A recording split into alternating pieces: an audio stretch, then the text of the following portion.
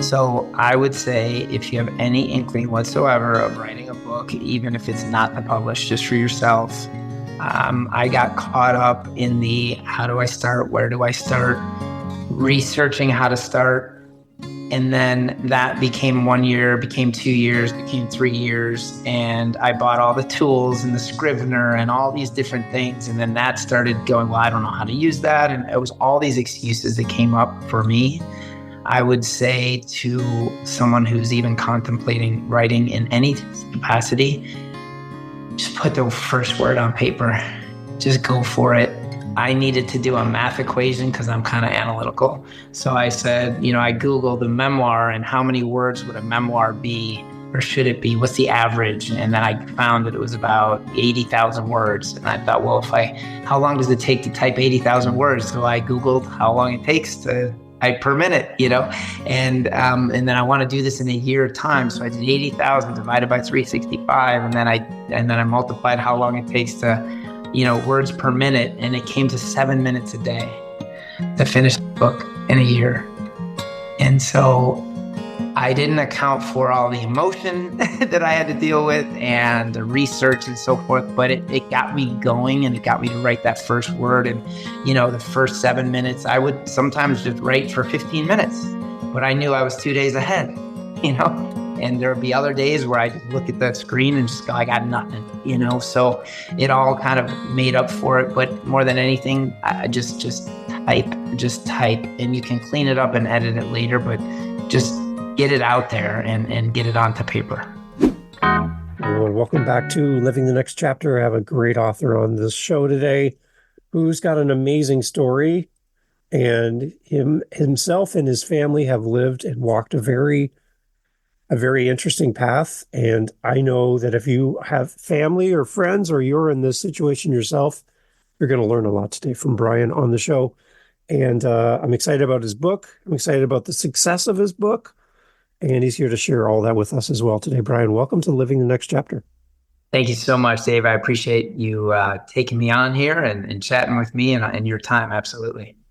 So good to have you here. I've been looking forward to this. Tell everybody when we start off, Brian, where you are in this great big world of ours. So right now we are living in the Orlando, Florida area. Yep. Just very like nice. A nice quiet suburb of Orlando called Mineola. Beautiful. Awesome.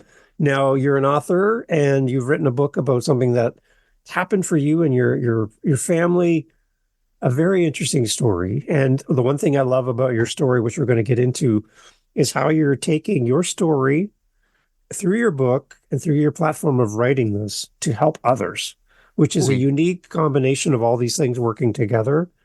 But let's go back early in the story before writing the book. Tell us a little bit about what's happened in your families to kind of introduce you to the audience so they can already connect with you on that level, and then let's go from there. Okay, well, it's so weird to hear published author. First off, I never really ever thought of myself as an author. I was a very C student and definitely did not read voluntarily in school. My dad actually didn't think I could read. But it's been an ongoing joke. And hey, and then life takes its twists and turns. So I met my wife, Diana, in high school. So we're talking 30, I don't even know, it's about 34 years ago. And we developed our relationship, and that expanded. Finally, we got married after a long relationship and then a long engagement. So about 27 years old, we got married, and we did everything. Like, we took a long time to do everything, which included having kids. And then we were in our 30s, then our mid 30s. And we thought, shoot, I think we should probably try to start having kids, So we did, we tried. And at that time we were actually living in Mexico for a job opportunity, and it was not happening. And we didn't really think too much of it because, hey, look, if it happens, great. We're not really freaking out about having kids, but if she gets pregnant, great. And then through the years, we continued and then moved back to the States. And now Diana was really getting, like, my biological clock is ticking. and she felt that something was off.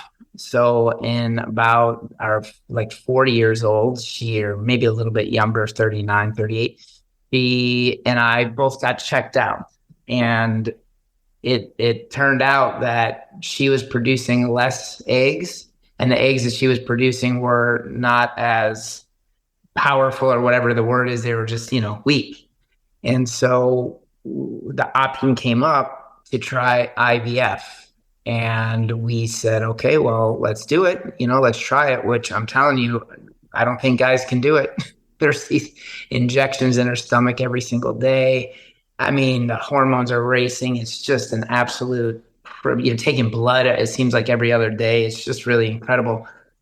And so we extracted the eggs, and then a couple of days later, after they get fertilized, then it's the implantation day, and we were getting all geared up, ready to leave. And the doctor called that morning and said, listen, none of the embryos made it, so there's no reason to come.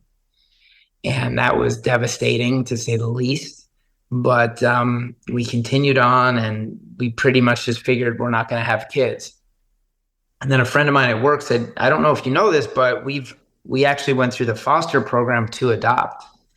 I was very ignorant, so was my wife, about the fostering programs. I didn't even know you could foster to adopt. And so we looked into it, became foster parent certified, which that in itself is an incredible experience that is not easy for most people to go through. We lost half the class through the 6 weeks and so forth, because you're dealing with real cases. But lo and behold, we had about a week after we graduated, we had baby Eva come into our lives. She was 7 days old, and we had her. We started, doing the parent thing, and we realized early on that probably she was going to be going back with her natural birth parents, which was absolutely, in this case, the right thing for the family.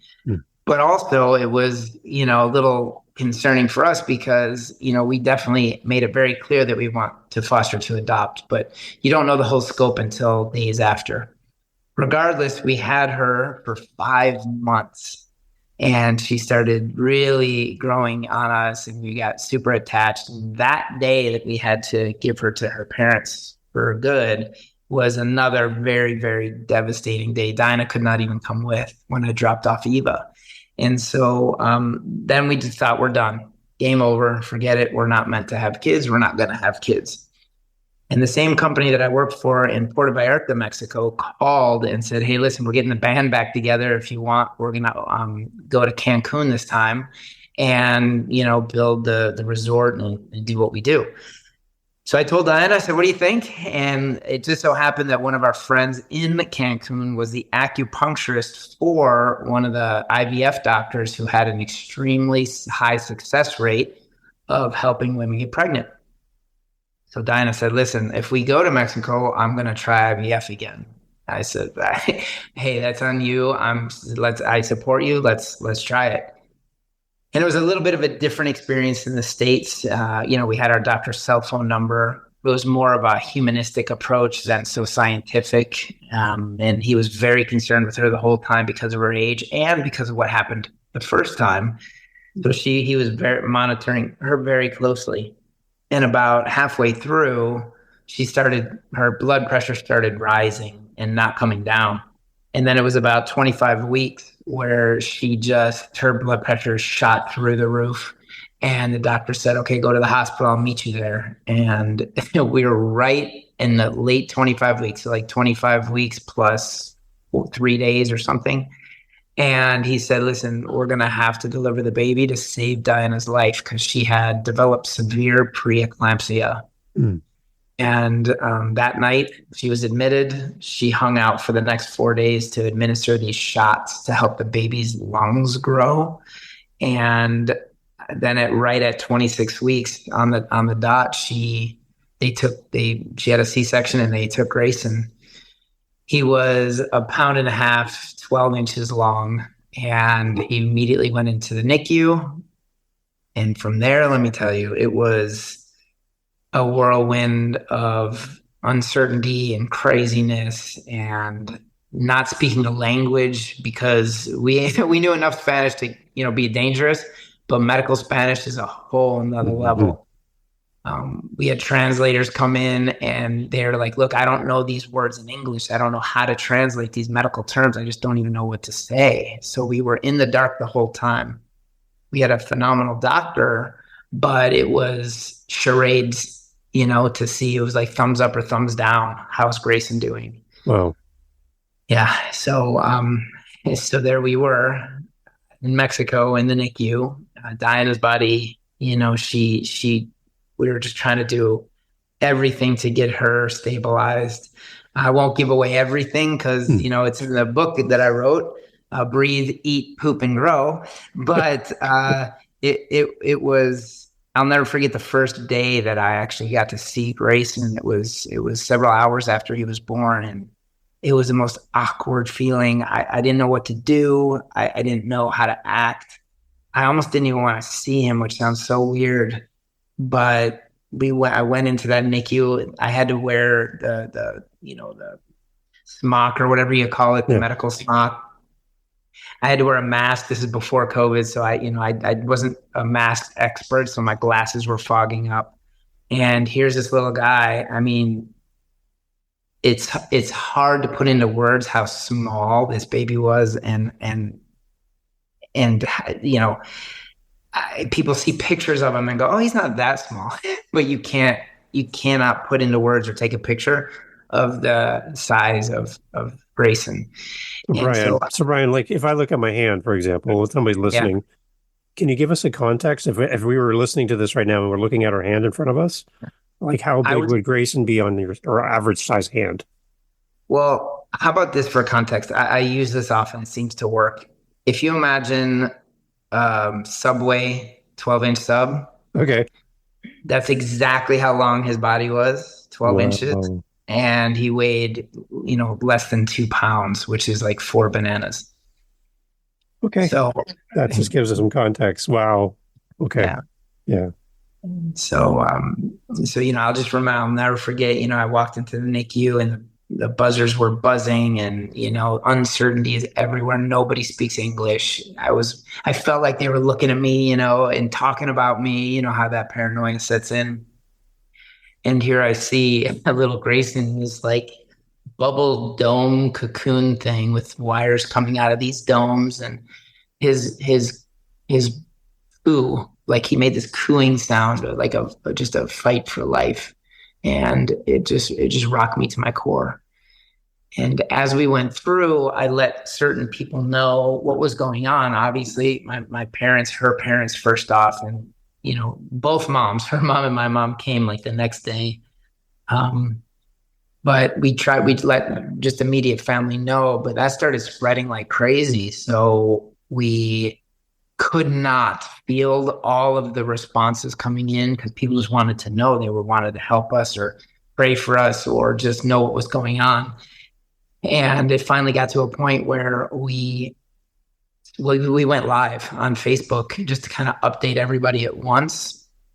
And what an amazing experience, because from that live, we had pictures, we had everything. Everyone started watching kind of our story. I always relate it to like the Truman Show. They go to work, people will come in later and tune in to see what was going on with the Heiligs. And it was something that when we posted the pictures, we had NICU nurses from all over the world reaching out to us and saying, hey, listen, he's not necessarily in the right or best position.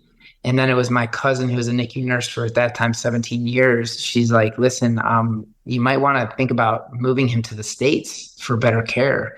And it just, our minds were blown, because how do you move a 1.5-pound baby? Mm-hmm. And it was, terrifying. We knew we were in a great hospital. We knew we had a phenomenal doctor, but what we didn't realize is that the NICU equipment in Cancun was like 30 years behind. He was in a bed with saran wrap and a heat lamp. They didn't have incubators, and we didn't know the difference, because who the heck plans to have a premature baby, and even know what an isolate looks like. And so we talk about uncertainty and doubt put into our minds. because just the thought of moving this baby. And we had a phenomenal community of people around us that did a lot of the late work and investigating. And we talked to our doctor, and then we found a hospital in Miami, and those two doctors spoke to each other. And finally, it was the best thing for Grayson was to move him and transport him to the States. One of those lives that we did, our friend actually said, "Hey, you should write a book because this is like the most incredible story I've ever heard in my life. I can't even believe it's real, and that much less that I know you guys, you should write a book." And it was kind of just like, haha, yeah, you should write a book. That's the last thing on my mind in this moment. It was all about trying to have our baby survive. But it stuck with me, and Diana as well. And several years after Grayson was born, we kind of circled back to that notion and that concept of, every single person I would tell our story to, they were like, "Man, it sounds like a movie. You should write a book." And so it was 3 years after he was born, and we were in church. The pastor said, "Hey, have you ever asked what God wants you to do with your life?" And I thought, well, no, actually, I always just went with what I wanted, and he said, "Let's try it. Close your eyes and just see what happens, ask." And it was almost immediate, Dave. It was like, write the book, speak about it, and transform lives. And so I went to work on it the next day. I mean, I wrote the first word, Wow. And that turned into the first sentence, the first paragraph, first, chapter, and so forth. And here we are now, 3 years after I started the first word. It took me 26 months to write the book, 10 months of editing and book design, formatting, and so forth. And now the book has been out for 3 weeks, just over 3 weeks. So wild. So Brian, in that moment on the Facebook Live and stuff and sharing with your community, having that feedback come from the NICU nurses who are giving you feedback and giving you suggestions, and they're experts. You're not, right? In that moment, you're like, I'm hungry for information. I'm hungry to learn as a young dad and trying to figure this all out. How does it feel now to be on the other side of this, where people are coming to your book now? You're the expert in the fact that you walk this path, and now you're able to help people just like people helped you in the moment. You're now able to help others through the book by being faithful and following through to do this book. Yeah. What does that feel like to you to be on the other side of this now, being able to help people? It is the feeling is good, but it's almost a feeling of obligation, but in the best way possible. I don't know if that, might not be the right word, but I feel like there's so much uncertainty around having a preemie, much less a micro-preemie. The uncertainty and just the questions that parents have. We recently had Grayson's actually the owners of his school that he goes to. They just had their baby girl not too long ago, and she was born premature, put in the NICU, and to be able to, we're like one of the first people they reached out to, to be able to be that resource for them was incredibly gratifying. And it's so much easier to look back and say it's gonna be okay, especially understanding at what number of weeks they were born, the baby was born, and the care that is here, the equipment that is here in the States versus what we had to deal with. So I don't ever want to feel or say be aloof about it, but it's this knowing that the baby is more than likely going to be okay. Now let's focus on how we can get you parents through this next, however long it is. We were ultimately in the NICU for 105 days in 2 different countries. So it's we have a little experience. And so, it's extremely gratifying, but it's almost, it's like the calling that I told you about. It's like, I have to do this. As much support as we got, which was one of the most incredible experiences of our lives in that how a community of people from all over the world came together. That is extremely gratifying, humbling. The It's emotional. It makes you want to be a better human being, you Yeah. know?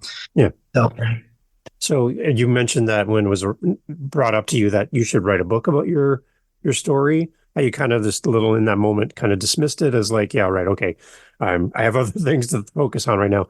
There's yeah. people that are listening to our conversation, Brian, and they have a story, maybe similar to yours or in a totally different way, but there's something special that's happened in their life. And whenever somebody brings it up to them that they should write a story, they're like, no, no, no, no, no. I'm not an author. That's not me. Can you talk to them right now? Because they're hearing you go, well, I heard Brian just say what I say every time someone tells me to write a book. I Yeah. tell them that it's not what I do or who I am. You've done it. So you're at a Yes. different place than they are. Can you speak to them just around the idea of writing your story and why that's important? Yeah, absolutely. I think that if you look at if you feel that this is something that you want to do in any capacity, I would say to well, let me go backwards. If anything's happening major in your life, I would highly recommend just taking notes, taking pictures, getting your emotions in the moment out. We had a NICU family who their baby was born at 26 weeks, just like ours. And through a friend, we got connected very early on in their delivery. And they were dealing with so many of the same things that we were. And I said, listen, do me a favor, whether you do anything with it or not, take copious notes and videos and audio and pictures for your own just sanity of where you have been and now where you're at after it's all over. You'll be able to look back and just go, wow, if I got through that, I can pretty much get through anything, right? But so that would be number one. I would tell people just whatever it is, if you're going to do nothing with it, just for your own self to have these notes and pictures and videos. But then if this is a notion that you're toying with in any capacity, I didn't put any expectations at all on this book. I just wrote it to write it, and what it became for me, and this is what I would urge someone who's even contemplating it, is it became very therapeutic. It was devastating to live through it again so vividly and to be able to put your thoughts onto paper. But at the end of it, after about 25 boxes of Kleenex, it was therapeutic. I could actually speak about it without completely going hysterical. I could be there and be a better friend or person for other people that might be going through something similar. And and then it took on a life of its own where I would then tell people, look, I'm doing this. And they said, oh my gosh, bravo. I can't wait to tell someone. I have another friend. And then pretty soon I had friends and family reaching out to me with the people in their life that were going through something like this. And I became, this vessel for other people. So if you're going to do nothing with it, but have it written down, maybe it's for the person that you went through it with. My wife, Diana, she did not read the book at all until it was the very, very end. And I said, babe, it's the last edit before we go to publish. It's you. Do you want to do this? Because she would start to read it and just lose it. So she finally mustered through it, and it brought her some kind of peace as well. And she had no idea some of the things that I had gone through because she was either in the ICU or just it wasn't from her perspective. So she didn't really understand all the things that I was doing behind the scenes, if you will. So if it's your calling in any capacity or just for your own therapeutic, ways to just get it down, get it out of you and put it onto paper and then see what happens. No expectations. Good. I like that because, again, people are struggling with this. They're like, who would ever want to read my book? Who would ever want to hear my story? And the fact that you did this is great. Talk more about the book. Let's talk about who this book would be for, who you kind of have a vision in your mind as a reader. I love the idea, Brian, that we walk through a bookstore and there's just a sea of books, just there are books everywhere. And you're like, I don't even know where to start. So the idea of this show is I want to connect a reader to you so that when they see your book on a shelf or on a website, they already know, they've heard your voice. They know a little bit about your story. they'll get more out of the book and the reading experience, hearing you talk about your book. Yeah. So to that reader who's going to buy your book and open it for the first time, what's your love letter to the reader? Tell us about who this book is for, and again, why this book is out there. So I would say that in the beginning, I had a thought of who this book was for, and that changed after it came out based on who was reading it and the feedback. And so I'll explain what I mean. In the beginning, I wrote it for NICU parents. It's just to support NICU parents who, the NICU parents at 2 a.m. who have no clue what's happening in their life, that are sitting in the hospital with all the bells and whistles going off, not understanding what a Brady is, not understanding why the nurses and doctors aren't frantic when the bells go off. And to that person, I wanted to just say, hey, you're not alone. There's other people that have been, because that's what you feel like. You feel alone, like you're the only person that this is happening to. And so that was kind of how it started. Then it morphed into this. Well, I have this strong feeling that I need to give back to my community. And when I say my community, I mean my personal friends and family, but we had strangers from all over the world as well.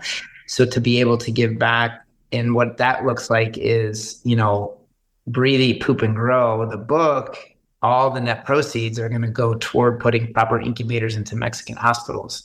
So it became something more of a bigger mission, just to raise awareness that the equipment isn't right there. And so they need help. They just need help. And so then as people read it, I didn't realize this, but Amazon has now this AI tool that summarizes all of the reviews that people give and then kind of come up with their own synopsis of what this book is all about. And it's interesting because I've heard other people say exactly this, that I mean, we've had people read the book that aren't even parents, that don't have any experience in the NICU or don't know anybody that was in the NICU. And what they said is that a lot of people are, saying, look, my faith in humanity is restored. I thought that I couldn't go through what I was going through until I read this book, and it gave me the strength and power to continue on. I've got away from God, and now I feel that this is an absolute, that I'm back. I bet we've had people get baptized, because of like what we experienced. So that's what I mean when don't have any expectations about writing the book. Just get it out there and let the people tell you what it's all about for them. And so that I don't know if I'm answering your question directly, but it has morphed into this. They always say, later I found out about all these book techniques and styles. I didn't know anything. They're like, oh, you have to have an exact focus of what you want this to be and start backwards and all these things, and who's your target reader. And so I've never written a book before. I had no clue. I became inundated with all the should do's and this, that, and and I just didn't do it. I just wrote it, and that's kind of how it morphed. Yeah. So I'm going to put you, Brian, in a situation. You're in a hospital waiting room. You look over, a dad walks into the room, sits down, pulls out a copy of your book, not realizing who you are in the room. And they're starting to read the book. And you're sitting there looking at this dad. And you're like, oh, I want to go over and sit beside him and tell him you're going to be okay. You're going to have good support here in the hospital. But this book, I want you to get this out of this book, to that dad in the hospital waiting room. Doesn't realize you're the author of that book they're reading. You go sit beside him for a moment. What's your message to that dad right there in that moment? The message to the dad is, and my book is written from a dad's perspective, which is very rare in this world, as far as the NICU book world goes. You're getting me here. Emotional. I mean, I would say to ask for and accept help. Mm. You feel like you have to do everything on your own and be the provider and, be the support for everybody. But if you don't take care of you, then you can't be that for your family. So what does that look like? Through the uncertainty, don't forget to sleep. I think I was up for something like 70 some hours. That doesn't help anybody.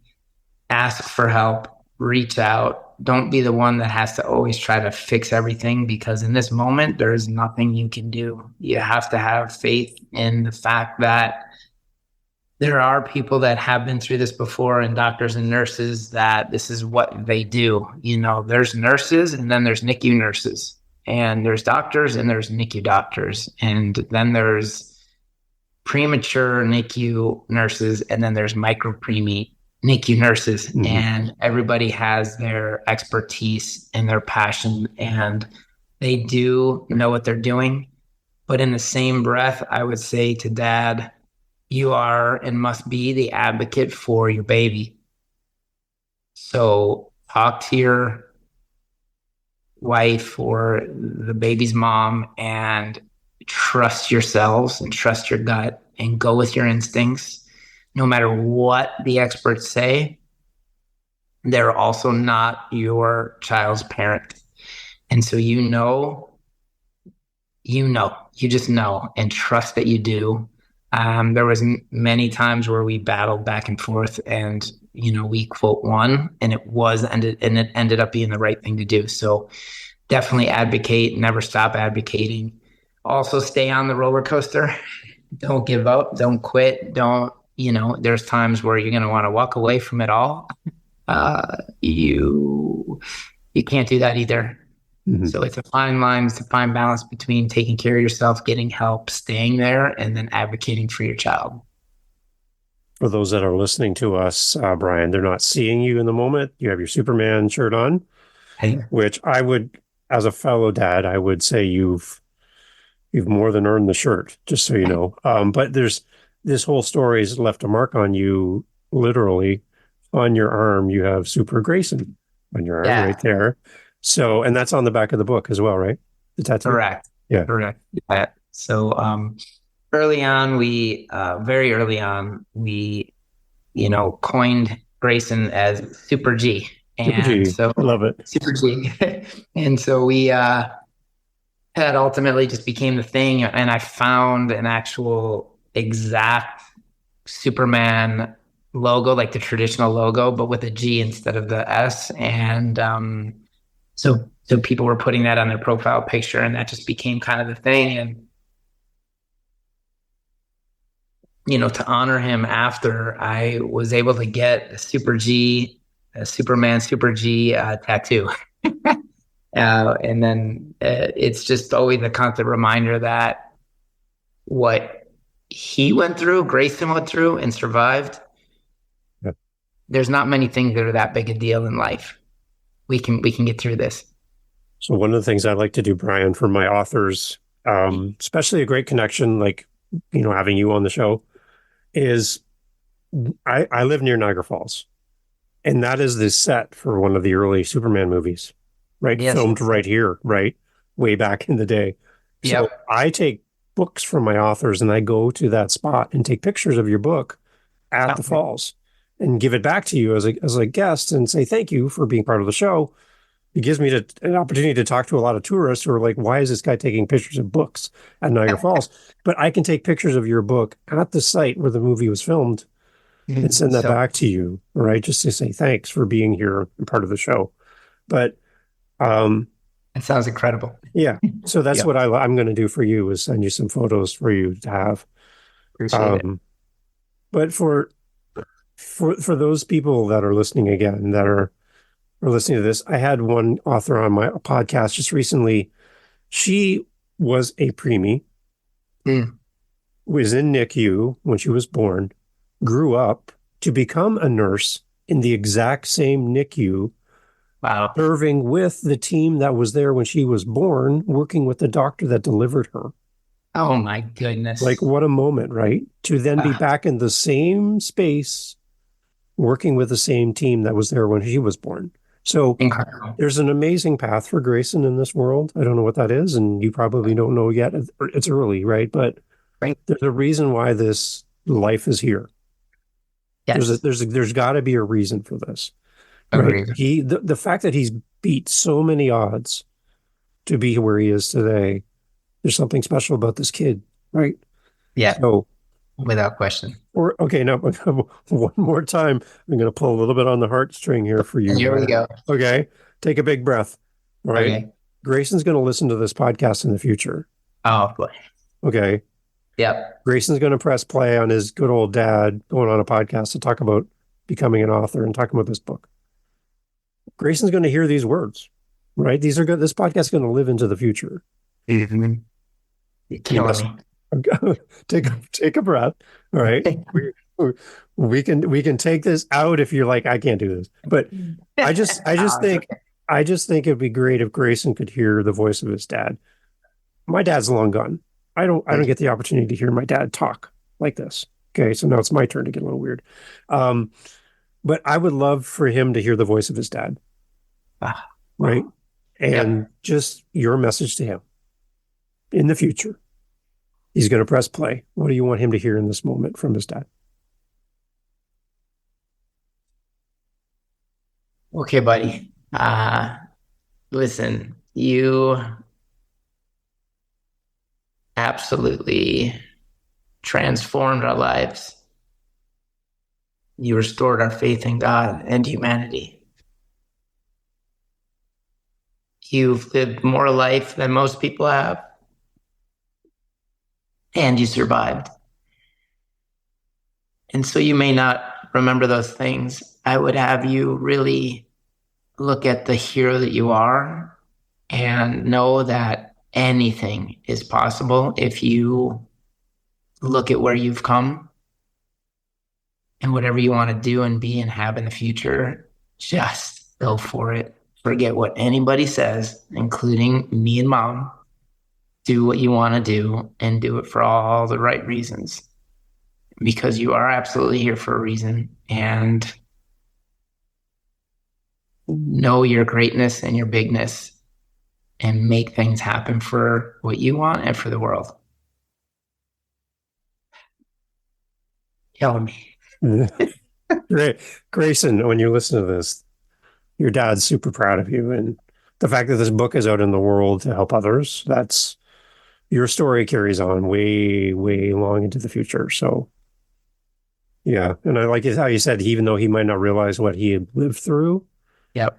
there's a reason why he's here. So, the other thing I love about what you're doing, Brian, is that we kind of went right past it there a little bit when you were talking about the book, Yep. is how you're redirecting the funds raised through the book and through sharing the story.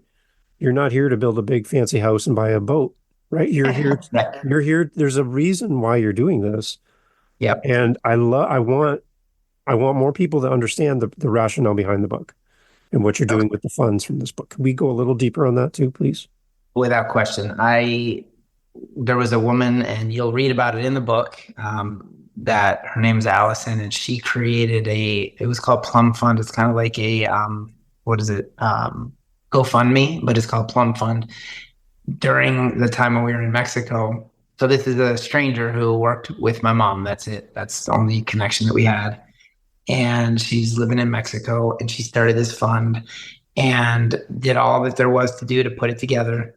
And it went live, and we would talk about it again. That's my message to parents is if people are willing to help you in whatever capacity that looks like, take it because you never know when and if you're going to need it. And more than likely, you're going to need it. But she started this Plum Fund, and the way in which the world, again, it's friends, family, and strangers, came together and contributed not only prayers and good thoughts and well wishes and stories of preemies and micro-preemies that they've had in their lives, but their money.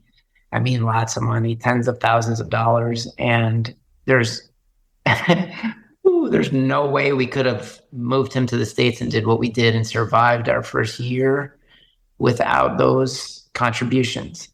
And so the thought of when I was writing the book, remember it was church and I was basically told to write the book, speak about it and transform lives.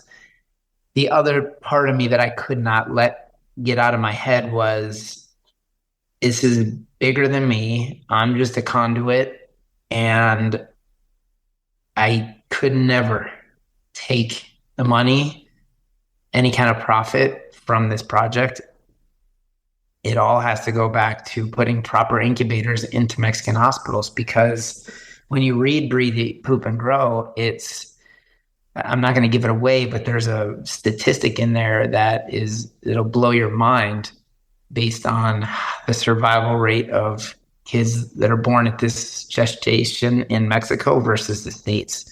And so when the doctor Campos in Mexico saw the mobile equipment that the mobile team had, he was blown away and never seen anything like it. And so just to understand that they're 30 years behind in technology, even though they have phenomenal skills as doctors and nurses, they're limited on what they can do to help other babies live and survive. So I just thought there's no way that we can take a dime from this.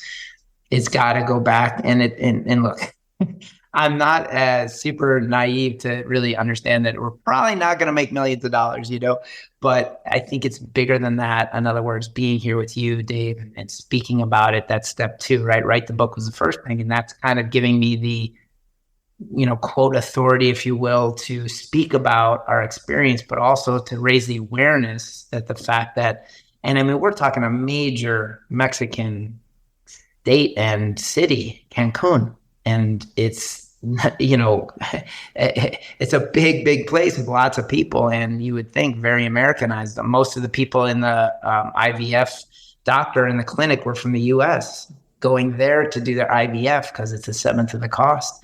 But then the problem is, oh my gosh, if you're born premature and you happen to be in Mexico, it's not good for the babies. So I envision having, seeing the day when we can bring a proper incubator into that hospital where Grayson was born, and we want to call it the G unit, and be able to have a proper isolate to give kids a fighting chance and help save babies' lives, because the statistics are mind-blowing. So to answer your question directly, I just couldn't do it. I felt that the people that contributed to our lives, we have to continue that good faith and help for other people. So normally this is where I ask about your website and how we connect with you and all that stuff. But I also want to put this out too, Brian, that there's people who are obviously going to go buy the book. I was just hearing that alone makes me want to buy the book just for that reason. Right. But what if there's someone listening who just wants to donate? We have a very generous audience that listens to the show. We have people who listen to the show that could write a check today that could really help in the process of doing this, over and above the purchase of the books. And they would just like to reach out to you, maybe anonymously, just donate to this and make this just happen. And they can do that. They can do that with no problem at all. And they're listening to this going, this is exactly where I want to put my money to help. And they just want to reach out to you personally and have that conversation. So for those who want to buy the book, obviously we want to buy the book. We're going to leave a great review, like you mentioned, about the whole Amazon AI thing. That's awesome. Yep. We're going to leave great reviews. We're going to buy books for other people. We're going to do all that. But again, there's that person that's like, Brian, I just want to write a check. So where do we go? How do we do that? And so, and I really appreciate that. I've actually had people say that same thing. And what I did before I published is I created an LLC. It's Breathe, Eat, Poop, Grow, but it's BEPG. I'm a LLC. And that all the Amazon and the Apple and all the different outlets where books are sold, all the money funnels into that account. So I don't I don't know. I guess writing a check to the company and then mailing it to me would be a Yeah. route to go.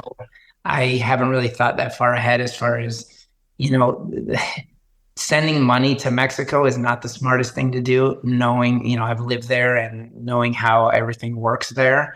We need to actually deliver a physical unit, a G Yeah. unit there. Yeah. And so, that would be, people are like, start a 503 or whatever that's called, charity here, but I don't think that translates too well to Mexico for what have you. So right now, just all the money is funneling into that business account.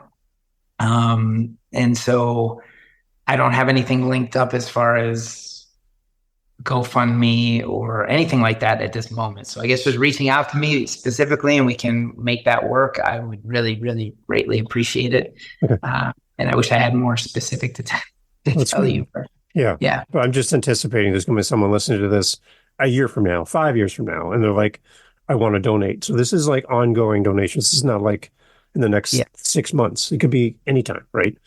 So Well, I think also if you just reach out to me, so the website is easy. It's my name. So brianheilig.com. It's BrianHeilig.com. I mean, in all my social media, it's just put in Brian Heilig, Google my name, and I think you should be able to come up with it.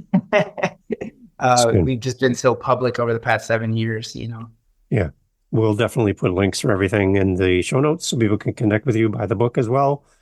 So Brian, as we wrap up this, I know we're going to get together and record for Dad Space as well, but to our Living the Next Chapter audience that are listening to us today, your closing thoughts as we wrap up on, again, let's share our story and why this is so important.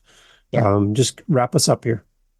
So I would say if you have any inkling whatsoever of writing a book, even if it's not published, just for yourself, I got caught up in the how do I start, where do I start, researching how to start.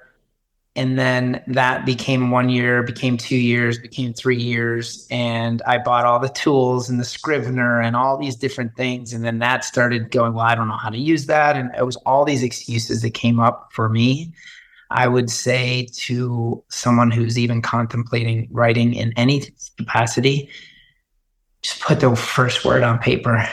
Just go for it. I needed to do a math equation because I'm kind of analytical. So I said, I Googled the memoir and how many words would a memoir be, or should it be? What's the average? And then I found that it was about 80,000 words. And I thought, well, how long does it take to type 80,000 words? So I Googled how long it takes to type per minute, and then I want to do this in a year time. So I did 80,000 divided by 365. And then I multiplied how long it takes to, words per minute. And it came to 7 minutes a day to finish the book in a year.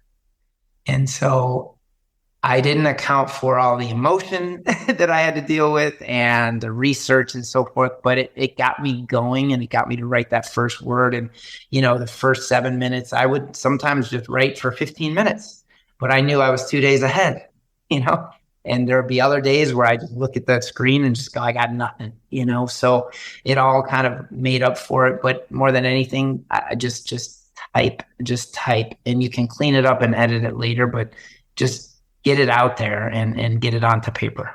Awesome. Ryan, thank you so much for being on Living the Next Chapter. I love listening to new authors as they share the passion behind what they do. And again, thank you for showing up in this world. And to Grayson, you're in a good family. You're in a good spot, Grayson. So you'll do well. Thank you, Brian, for being on the show. Thank you, Dave, for having me. Appreciate it.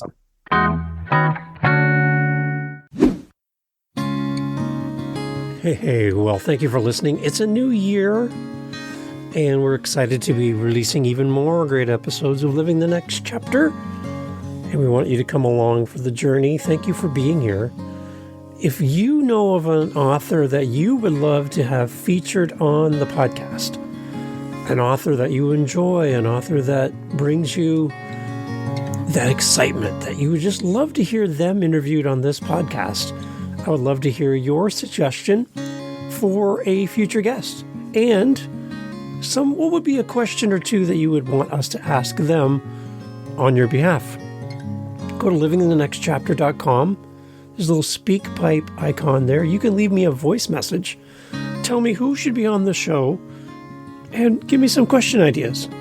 And I'll use your request and reach out to that author and invite them on and give you full credit for the idea. livingthenextchapter.com. Would love to hear your suggestion, and thank you for listening. Catch you on the next episode.